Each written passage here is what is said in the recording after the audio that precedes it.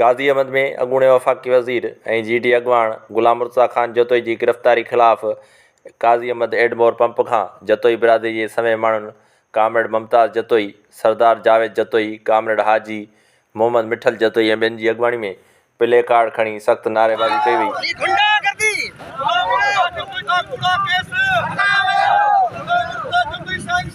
एहतिजाजी मुज़ाहिरे में अॻवाननि अॻूणे वफ़ाक़ी वज़ीर GD अॻवान ग़ुलाम मुर्तज़ा ख़ान जतोई जी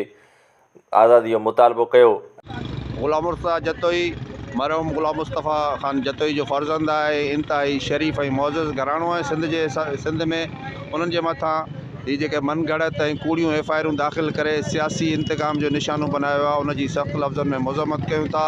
ऐं वक़्त जे हुक्मरान खां घुर कयूं था त फ़िलफ़ौर ग़ुलाम मुर्तज़ा जतोई खे आज़ादु कयो वञे। ॿी सूरत ते असां हिननि एहतिजाजनि में हिननि दोस्तनि सां मुकमिल शरीक ऐं साथ में रहंदा। जानिब ख़ान जतोई जो NPP तालके काज़ी अहमद जो सदर, मां इहो ई रिक्वेस्ट कंदुसि पाकिस्तान पीपल्स पार्टी खे न बल्कि वफ़ाक़ी गवर्नमेंट खे त रईस ग़ुलाम मुर्तज़ा ख़ान जतोई अॻूणो वफ़ाक़ी वज़ीर 1 नंबर 3-4 दफ़ा रही चुको आहे ऐं उन खां पोइ मरहूम ग़ुलाम मुस्तफ़ा जतोई निगरान वज़ीर आज़म उनजो माना वॾो फ़र्ज़ंद जंहिंखे कूड़नि केसनि में फासायो वियो आहे। ऐं असां इहा ई अपील कंदासीं पाकिस्तान गवर्नमेंट खां ऐं जेका सो जेके बि मथे इदारा आहिनि, जज साहिबान या जेके बि आहिनि, उन्हनि खे असां इहो रिक्वेस्ट कंदासीं त बराए महिरबानी जेको ग़ुलाम मुर्तज़ा अॻूणो वफ़ाक़ी वज़ीर रईस ग़ुलाम मुर्तज़ा ख़ान जतोई साहिबु हींअर नारा जेल में आहे ऐं उनखे जेका उन ज़मानत बि मंज़ूर आहिनि, उन ज़मानत बि टोटल मंज़ूर आहिनि, उन बावजूद बि उनखे छॾियो न पियो वञे ऐं हुनजी तबियत बि सही न आहे।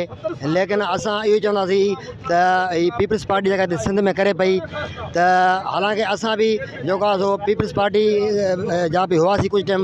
वर्कर या थी सघे हिते आहियूं बि सही, लेकिन जेका नाइंसाफ़ी कनि पिया न इंतकामी सियासी कार्रवाइयूं जेके आहिनि सही पीपल्स पार्टी ख़तमु करे महिरबानी करे हीअ जेको आहे सो तमामु माना हिकिड़ी ज़ुल्म जी इंतिहा आहे। उहो इज़तदार ऐं कॾहिं बि जीअं सवेरे कामरेड साहब मुमताज़ साहब चयो त करप्शन बिल्कुलु हिकिड़े रुपए जी अगरि रईस ग़ुलाम मुर्तज़ा ख़ान जतोई या ख़ानदान ग़ुलाम मुस्तफ़ा जतोई मरहूम जे ख़ानदान अगरि हुननि जी करप्शन साबित थिए असां बिल्कुलु जेको आहे सो उन जो हिसाब किताब ॾींदासीं। त मां सभ खां पहिरियां त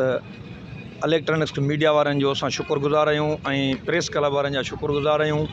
जन दोस्तनि असांखे कवरेज ॾिनी आहे। मां मुमताज़ अली जतोई NPP अॻवान ज़िला नवाब शाह, हीअ असांजो जेको अॼु पुरअमन एहतिजाज करण जो मक़सदु आहे त असांजे NPP चेयरमैन GDA जे कोर कमेटी जो अॻवान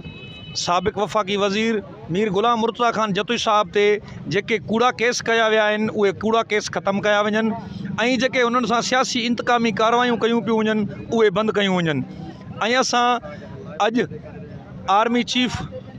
justice of Pakistan DG ISI इन्हनि खे अपील कंदासीं त साबिक़ वफ़ाक़ी वज़ीर ऐं अॻूणे वज़ीर आज़म पाकिस्तान मरहूम ग़ुलाम मुस्तफ़ा जतोई जे ख़ानदान ऐं ग़ुलाम मुर्तज़ा ख़ान जतोई साहिब तां कूड़ा केस ख़तमु कया वञनि। असां गवर्नमेंट पाकिस्तान खां इहो ई मुतालबो कंदासीं त हिकु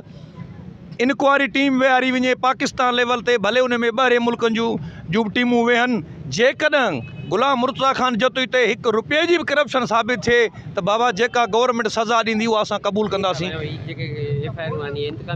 इहे FIR सिधी सिधियूं इंतकामी कार्रवायूं आहिनि। इहे इंतकामी कार्रवायूं इन जे लाइ आहिनि जो जतोई ख़ानदान आहे जेको पीपल्स पार्टी जो हमेशह मुक़ाबिलो बि कंदो आहे। ठीकु आहे, हू खटे विया आहिनि, उहे कहिड़ी बि तरह सां उन्हनि खटियो आहे, बहरहाल हू खटे विया आहिनि। असांखे अपोज़िशन जो किरदारु अदा करणु छॾीनि त जीअं असां हीअ जेका गवर्नमेंट आहे सिंध गवर्नमेंट चवंदी आहे जमहूरियत त नज़र में कान थी अचे। हाणे हिननि जेको अॼु एंटी करप्शन जो केस जाली बोक्स केस ग़ुलाम मुर्तज़ा जतोई ते 6 केस कयो आहे। असां इन्हनि केसनि जी सख़्त लफ़्ज़नि में मुज़म्मत बि कयूं था ऐं गवर्नमेंट ऑफ पाकिस्तान खां, सिंध गवर्नमेंट खां न, गवर्नमेंट ऑफ पाकिस्तान खां इहो मुतालबो था कयूं त ग़ुलाम मुर्तज़ा ख़ान जतोई साहिब सां इंसाफ़ कयो वञे ऐं इंसाफ़ न थींदो त असां एहतिजाज जो दाइरो वधाईंदासीं।